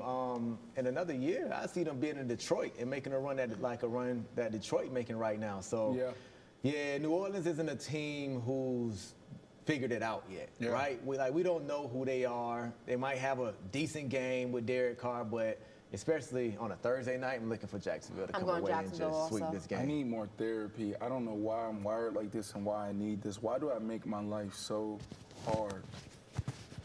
I just see that exchange on the sideline between Alvin Kamara and Jameis Winston. And he is clearly frustrated, pissed off. he made comments before then like, yo, we got to figure this out. It's not that hard. This is Alvin Kamara, and Alvin run the show down there. Yeah. When I was there my last year, I had a month, there was a cup of tea. There was Peyton, Drew Brees, and Alvin. They ran the show. Same power, and he still has that. And so I know how he operates just by seeing him in that little period. He's challenging everybody in that building, bro. And because the Saints, when you look at the Saints, it's like, why haven't y'all figured this out? Yeah. Like Derek Carr, okay, we're disappointed in Derek Carr, but he's not a terrible quarterback. He's not terrible. He's solid. He's solid. He's good. Right. And then on the defensive side, like they always, defensively, Scrappy. Yeah. Well, I'm going with the Saints, Ashley. Okay, we got 2 Jacksonville Jaguars. We got 1 New Orleans Saints. We will see who is right and who is wrong. We're going to get B-Flow to be a little bit of a more... I just don't want to sing. You too. You too. You bet me. You bet me on this game because you got the Jaguars. Here we go. Why does my first bet got to be for this game? Well, can I wait till the Cowboys come back and bet on that game? What is the same thing you pushed back on but me? like he got to bet on a team he actually liked his first bet. Why do I have to bet on this game? I don't care about this one. I want to bet on a game I actually am invested in. Be a good sport. Oh, be a good sport. You okay? I will bet when the Cowboys come back, we can bet on that Rams-Cowboys game. We can do that. We can run that bet because you got Rams-Cowboys. Yeah, we can bet after the bye week. We can bet on that game. I don't know about that one. We can bet on that game. We can bet on that game. I'll do that. Or we can bet Philly Cowboys. We can do that. We can do that. Yeah, that's gonna be I'm not betting on this one. I'm not even gonna watch this. I'm gonna be honest with you. I'll wait. All right, guys, listen. While we wait for that bet to come into fruition, this has been another amazing week of Paper Route. Thank you so much for joining us. If you guys are listening on Sirius XM Faction Talk 103, thank you so much. And if you want to see all the craziness that goes on behind the scenes or in front of the camera, make sure you check out the I Am Athlete YouTube page to dive into all of the episodes and clips and all the crazy things that happen here. Have an amazing weekend. Enjoy the football. If you're in Miami, enjoy the beautiful weather. We're going to have an amazing weekend weather-wise. And bye. Ashley said from one baby to another baby, talking about James.